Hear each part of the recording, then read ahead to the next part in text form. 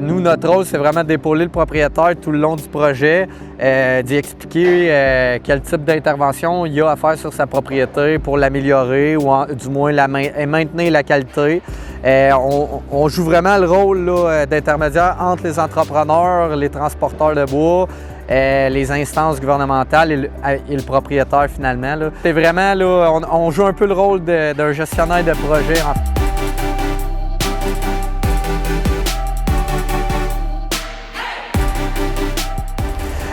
Moi, de mon côté, c'est vraiment le lien avec le propriétaire, de travailler avec lui, dans ses enjeux à lui, avec ses enjeux à lui, je veux dire, puis ses objectifs. Je suis moi-même propriétaire forestier, donc je sais que des fois, ça peut faire mal au cœur accepter de faire aménager un secteur de sa forêt. Il y a de la branche, il y a des souches. Puis, on est capable d'avoir un impact dans toutes les étapes. Que ce soit, comme je dis, de prospection à aller jusqu'à le bois à l'usine. Donc, pour toutes ces raisons-là, la forêt privée, moi, ça me rejoignait beaucoup.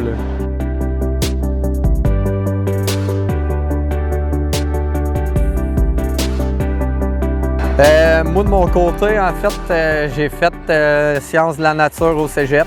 Je savais que je voulais m'en aller quelque chose qui touchait le dehors puis l'environnement, mais sans trop savoir exactement. Rendu à l'université, moi j'avais fait mes demandes pour entrer. Il y avait un nouveau baccalauréat qui se donnait à Québec en environnement. Puis après la première session, j'avais eu un cours initiation à la foresterie. J'avais vraiment aimé. Puis j'avais pris la décision de faire un changement complètement de profession vers ça, sans trop savoir exactement c'était quoi. Je connaissais pas nécessairement ça. J'avais jamais vu des abatteuses et tout. Puis finalement, j'ai pas regretté du tout.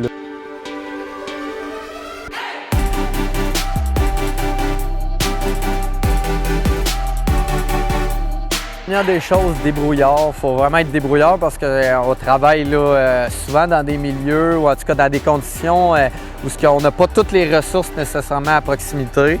En forêt privée aussi, un des intrants, c'est le financier, c'est sûr. On travaille chez le monde puis on essaye souvent de faire beaucoup avec des petits budgets. Donc, il faut être innovant un peu, il faut être quelqu'un relativement en forme parce qu'on travaille dehors dans différentes conditions. Je dirais qu'il faut être à jour dans nos connaissances parce que souvent, il y a différentes méthodes ou en tout cas du moins des projets de recherche qui sont faits qui peuvent amener différents points de vue ou différents outils qu'on ne connaissait pas tant il y a une couple d'années. Donc, il faut essayer d'être proactif dans nos connaissances. Puis sinon, aimer être dehors, c'est officiel.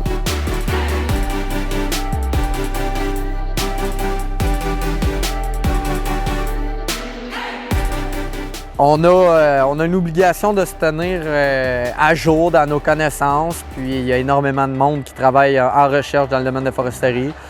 Autant au niveau des changements climatiques que de la pathologie forestière. On a un rôle à jouer au niveau de la résilience des forêts, je pense, en adaptant vraiment nos types de récoltes dans les peuplements adéquats et au moment opportun.